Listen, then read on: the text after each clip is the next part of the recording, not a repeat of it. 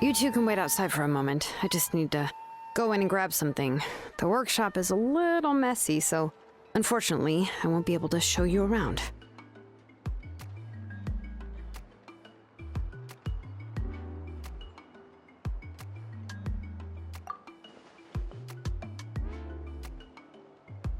Oh, yeah, that's not really what I mean. It's not the mess that's really the problem. It's just that the workshop is cluttered with way too much stuff. Books, files, and even ancient texts I got from the Masters of the Nightwind. Everything's piled up to the ceiling. You probably won't know where to step once you're inside. Kachina suffered quite an unfortunate series of events the last time she went inside. Well, I suppose it was my fault for being so focused on searching for information at the time that I forgot to lock the door. After entering the workshop, she was shocked to find herself face to face with a massive woven scroll from the Masters of the Nightwind, and then she turned around and knocked over a huge stack of forging blueprints. She tried to step out of the way, but tripped on a poster tube that was behind her, and then boom! The forging blueprints came crashing down right onto her head. Oh no! She's lucky I noticed in time. I found Kachina in a daze and managed to save her before an entire set of the history of the Children of Echoes was about to bury her. I then dragged her up to the second floor. Ever since then, Kachina always waits outside the door and doesn't dare take a step in whenever she comes to see me.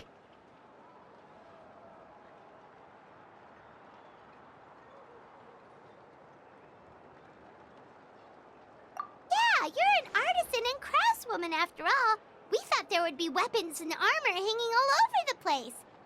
But it seems more like a library than a workshop.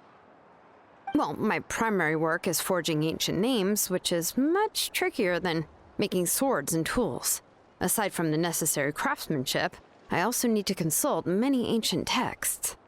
You probably already know that each ancient name represents a certain spirit, behind which are countless related stories to support it.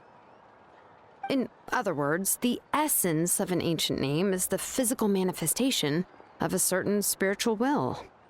And as a name engraver, when I'm working on a new ancient name, I'm not only trying to give it a physical shape, but more importantly, I'm also trying to understand the spirit contained within the name. And to do that, I have to collect as many related stories as possible and read through them all. But, as you might know, people tend to add a lot of extraneous details when it comes to stories about themselves.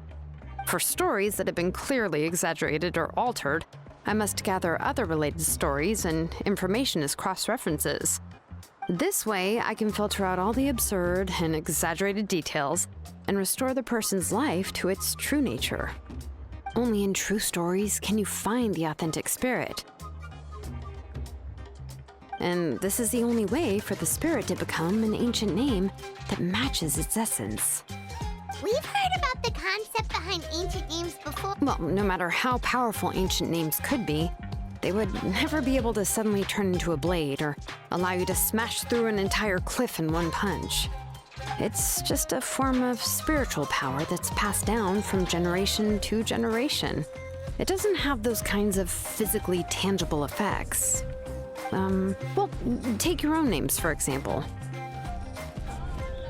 From the moment you appeared in this world, some person had already prepared a blessing for you. And that person then condensed this blessing into your name and gave it to you as a gift. It may feel like the moment you received your name is already in the past, but it will always stay with you and move with you in the future. Names are blessings for the future from people standing in the past. Well, that's what Auntie once told me. With this blessing, people will become more confident as they walk into their future. To put it another way, it's like having a lamp in your hand as you walk through the darkness of night. Oh, Paimon gets that. If you're alone when you're walking in the dark, it's easy to get scared and tired quickly. But if someone else is walking with you, then it won't be nearly as scary. And, well, you might still get tired, but it'll still be a whole lot better than walking alone. The Traveler always has Paimon by her side, though, so she'll never have to worry about that. Oh, Paimon sure many wish they could be in your shoes, Traveler.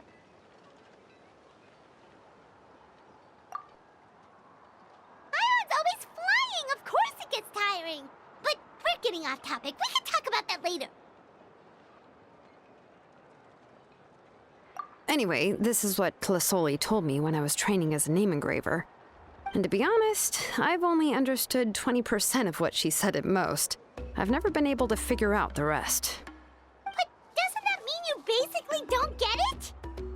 Well, that's not entirely true. Auntie and I have at least come to a consensus on the most important thing. You know what? I am sick of talking. We can talk about all of this later. Please, wait a moment while I grab my things.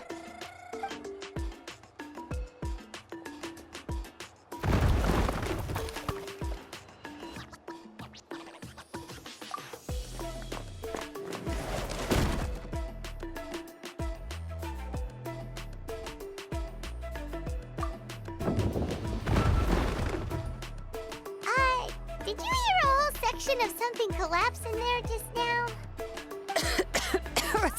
It's fine, it's fine. It was just a bunch of very old ancient name records.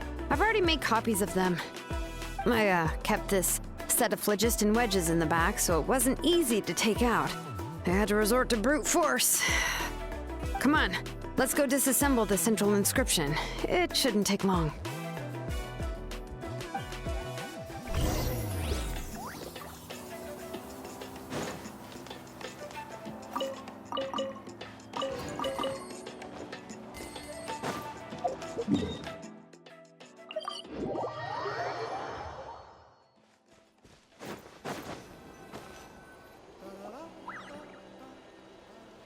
Here we are.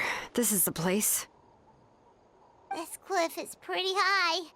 What are we I'm going to use phlogiston to make an engraving circle on the cliff wall. That will allow me to investigate the internals of the central inscription. Now let me see if this thing can even turn on. I was still an apprentice last time I used it. Before we attempt to engrave the inside pattern of an ancient name with phlogiston, we always use this to draw out the engraving diagram on a cliff or open ground.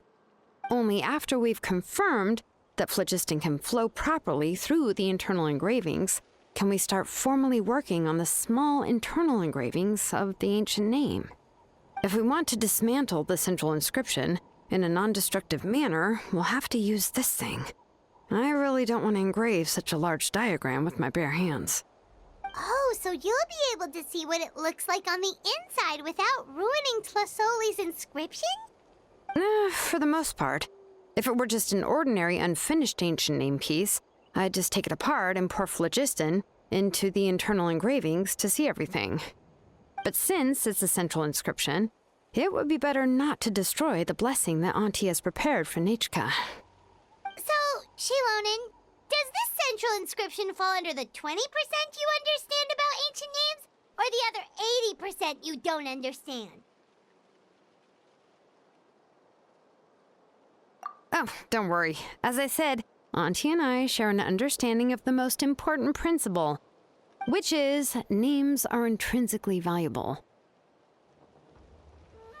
Only by having names can things be sorted and categorized. They allow the world to become more orderly and identifiable. For example, when I order ore, I would usually say I need volcanic crystals of about 35% purity and no more than 3% of impurities. Without specific names, I would only be able to go to the ore merchant and say, I want this and this. No, this isn't it. That one. No, not that one either. Yeah, you see what I mean? Names are a crucial part of how we standardize our workflow. Without names, the work would be impossible.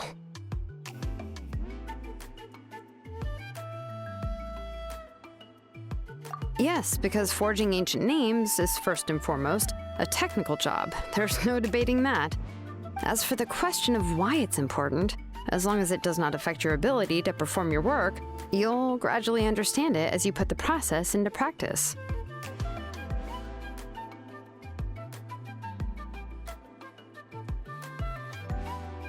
After all, creating an ancient name is quite the complicated process. Well, let me break it down even further. We're not in the tribe right now anyway. Essentially, by forging ancient names, I'm assigning nicknames to the heroes in Natlan's history. Giving someone a name is a subjective expression. You just need to express your hopes and wishes for them. But giving someone a nickname is a much more objective expression. To come up with a fitting and accurate nickname requires much thought and observation. If ancient names or nicknames aren't descriptive enough, no one will remember them anyway. So the best I can do is gather all the information I could and try to come up with the most fitting nicknames possible. Even a minor mistake in the process could cause people to misunderstand the nickname. For a name engraver such as myself, such mistakes would be considered a major blunder. Paimon isn't trying to come up with a nickname for XILONEN. Besides, all of Paimon's nicknames have been very descriptive. Everyone can remember them. Phew. Now I'm curious. Why don't you, come up with one for me? Are you serious? Of course. This is also my line of work, you know. Go ahead. A nickname? XILONEN. Well, she uses phlogiston to forge weapons and make names for others.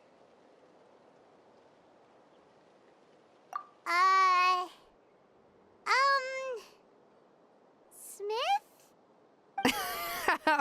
Yeah, not bad, and quite fitting too. I'll remember it. But, you should keep observing my work, Paimon. Maybe you'll come up with an even better nickname. Right, okay, time to make like a smith and start smithing. Watch closely.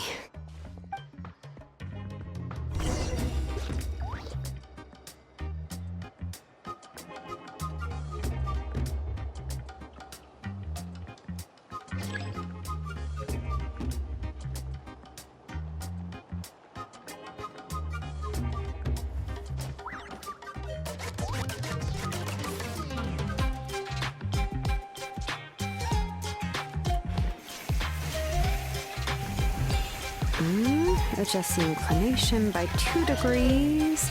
Stop. The error margin is within an acceptable amount, but I'll extend the inscription link a little more just to be safe. I'll leave some space here.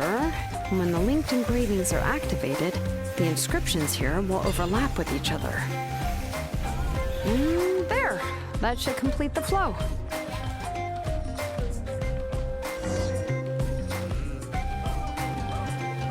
Amazing, XILONEN! You are running all over